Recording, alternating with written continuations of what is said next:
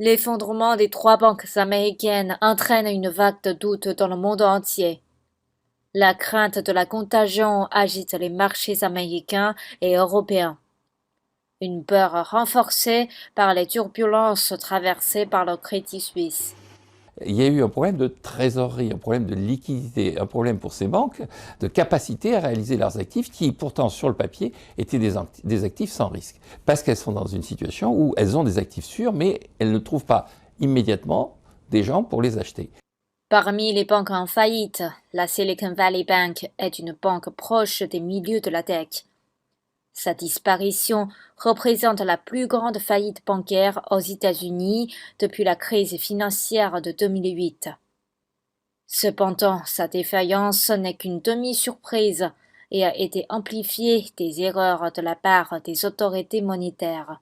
Qu'est-ce qui s'est passé pour elle? C'est que, effectivement, encore une fois, elle avait des actifs relativement sûrs, mais le milieu de la tech, en ce moment, passe une période difficile.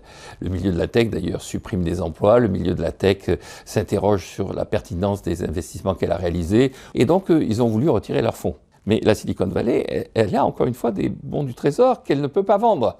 Et en fait, le drame a été amplifié par des erreurs, des hésitations de la part des autorités monétaires. Parce que si la banque avait besoin de billets, elle pouvait les emprunter à la Réserve fédérale, elle pouvait les emprunter à l'antenne californienne de la Réserve fédérale. Or, celle-ci a marqué un temps d'arrêt, elle a hésité, et ça a amplifié la panique autour de cette banque. Malgré les déclarations rassurantes des responsables politiques, les investisseurs sont inquiets. Les bourses européennes sont reparties en baisse mercredi dernier et ont plongé à la mi-journée. Moins 10% pour BNP Paribas, moins 9,9% pour Société Générale. La finance panique. Cette crainte, elle est entretenue par trois éléments. Le premier élément, c'est le souvenir de 2008, et un certain nombre d'économistes font valoir que 15 ans après, donc c'est tous les 15 ans qu'il y a une crise bancaire, ça c'est un peu une pensée un peu magique. Mais il y a un deuxième élément, c'est que plusieurs éléments sont en train de se conjuguer pour inquiéter les milieux bancaires.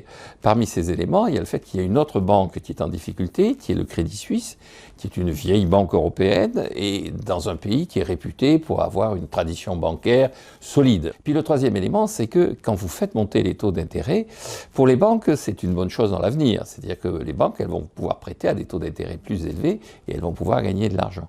Mais c'est ce que j'ai expliqué, elles ont tout un tas d'avoirs, tout un tas d'actifs qui perdent de la valeur. Encore une fois, quand dans la banque, vous avez dans vos actifs des bons du trésor, des emprunts d'État qui rapportent 1% ou 2%, si vous avez en même temps les États qui se mettent à émettre à 3%, 4%, les gens vous disent « mais c'est 1%, 2%, ça ne vaut plus rien ». Le passé est dévalorisé et le futur est revalorisé, mais il faut digérer la dévalorisation du passé.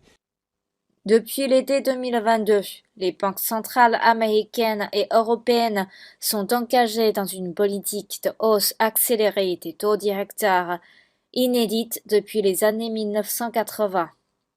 Le taux directeur de la Fed se situe désormais dans une fourchette de 4,75 à 5%, au plus haut niveau depuis 2006. Celui de la BCE se situe désormais dans une fourchette comprise entre 3 et 3,75%, au plus haut depuis octobre 2008.